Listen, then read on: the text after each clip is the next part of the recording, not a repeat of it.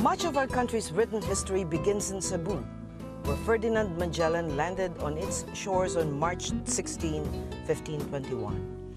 It is the cradle of Christianity in the Philippines, as can be seen from tourist attractions like the Magellan's Cross, which the great navigator placed on this very site on April 21, 1521, and the Basilica Minore del Santo Niño, where the miraculous image of the Christ child is enshrined. With its rich history, Cebu is a city of firsts. It was the site of the first Spanish settlement in the Philippines, of Fort San Pedro, the country's oldest fort. And Cebu is the oldest city in the country. Today, Cebu is considered the Queen City of the South and is one of the most progressive cities in the Philippines. It has opened the southern Philippines to the rest of the world through the Mactan-Cebu International Airport, as well as the Cebu Port Authority, which handles its domestic and international ports. Because of its scenic and breathtaking beauty, many tourists flock to Cebu and its world-class island resorts. Cebu is blessed with a bounty of talent who have brought much pride to our country. These include furniture designer Kenneth Cobonpoe, jewelry designer Noreen Tseng, and homegrown talents Philip Rodriguez and R.C. Gayatin. The recent entry of business process outsourcing firms have also contributed much growth to the economy. The Queen City of the South is the site of SM City Cebu, a premier mall in the Visayas Mindanao region, where many tenants are proudly homegrown. Two more SM malls, one in Consolacion and another in the South Road Properties, a 300-hectare prime development, are scheduled to open within the next few years. As we can see, there are many things that draw people to Cebu: faith, business, tourist attractions, and of course its food. Today we will discover Cebu's rich culinary tradition as SM and the Philippine Star take us on a culinary tour in My City, My SM, My Cuisine. Good afternoon, I'm Cora Alvina, your guide to My City, My SM, My Cuisine. People with a proud sense of regional identity have brought forth Philippine regional cuisine. Culinary styles evolved among the major regions of the archipelago, the variations traceable to our rich natural resources and to the gustatory tendencies and communal practices of families and communities. My City, My SM, My Cuisine, a joint project of SM and the Philippine Star, aims to help us discover our country's rich culinary heritage by identifying, collecting, retrieving, and promoting traditional recipes and culinary techniques. This is food heritage conservation at its very best. Because of its rich past, it is not surprising that Cebuano cuisine has been documented as far back as the 16th century. Today, Cebuano cuisine, like most of Visayan cooking, is generally simple.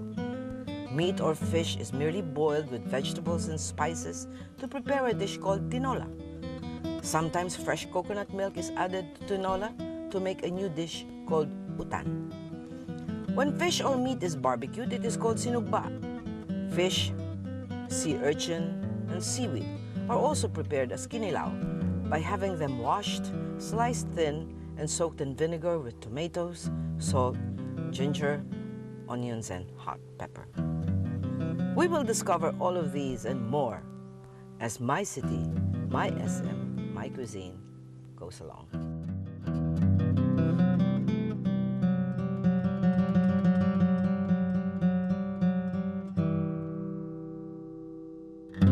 Hi, I'm in the house, specifically the kitchen, of Mrs. Luz Mancao San Diego. She is Cebu's grande dame of folk dance and ballet, and obviously also a great cook.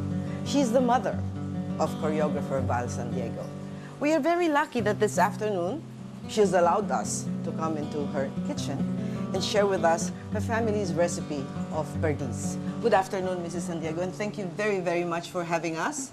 And thank you for your wonderful introduction. Oh, I forgot the part about ballet. It's something that we share, and which is shown all over your apron, wonderful apron. Anyway, could you tell us about Perdis? Actually, this is a family recipe of my in-laws. Yes. My mother-in-law taught it to my sister-in-law, and my sister-in-law taught it to me. Gave the recipe to me. So, because I understand that this Perdis was the main recipe of Carcaranons during town fiestas. Yes. Before the war. There's no fiesta if there's no Perdis and Hamonada. These are the two traditional recipes that we are proud of. In Karkar. But there's also chicharron, of course. And nowadays. Who can forget Karkar chicharron? Maybe we can start. And how do we do?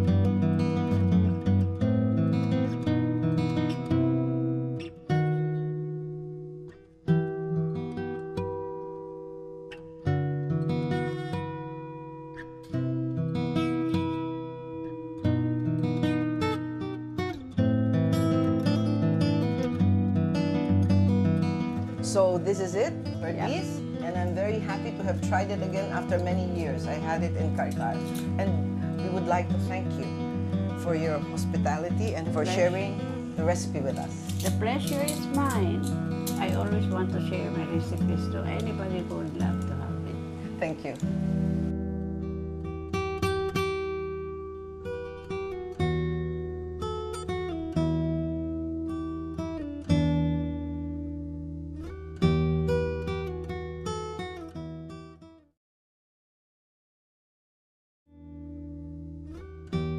With Cebu as one of the most popular tourist destinations in the country, it is not surprising that its homegrown cuisine is a major attraction.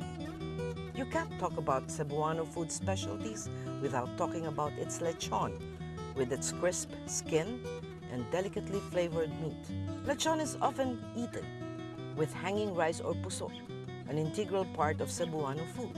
Called puso, the Cebuano word for banana blossom, these are a creative way of packaging rice.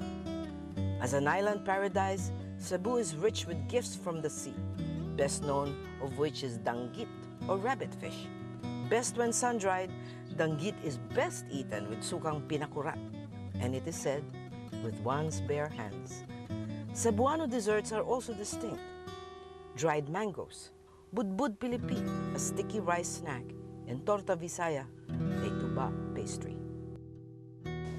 Hello, I'm in the home, the beautiful home of Annie Osmeña Aboitiz, who has graciously allowed us into her kitchen. Annie, or Mrs. Aboitiz, is one of the most accomplished women of Cebu. She studied fashion design in Parsons, but she will share with us very, very graciously one of her family's heirloom recipes. Hello, Yes. Thank you for having us. And what are you doing for us today? Well, this is what you call caldo puch. This is a dish from Barcelona. Her father, my grandmother's father, originated from Barcelona. Okay. And puch is an old family name, very common. And caldo puch is, maybe it was from a family, the name puch. Yeah? And So this is it. I mean, Okay. yeah. And how do we start?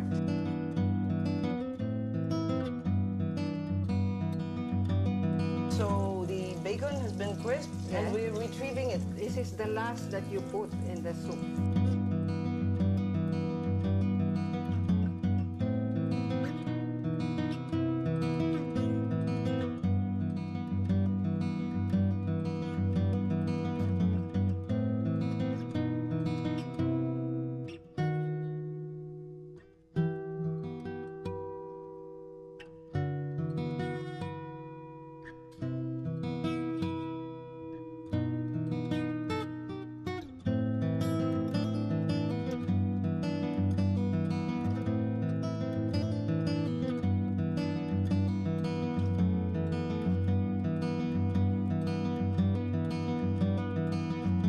Thank you very much for sharing this with us. You're welcome. It's my pleasure.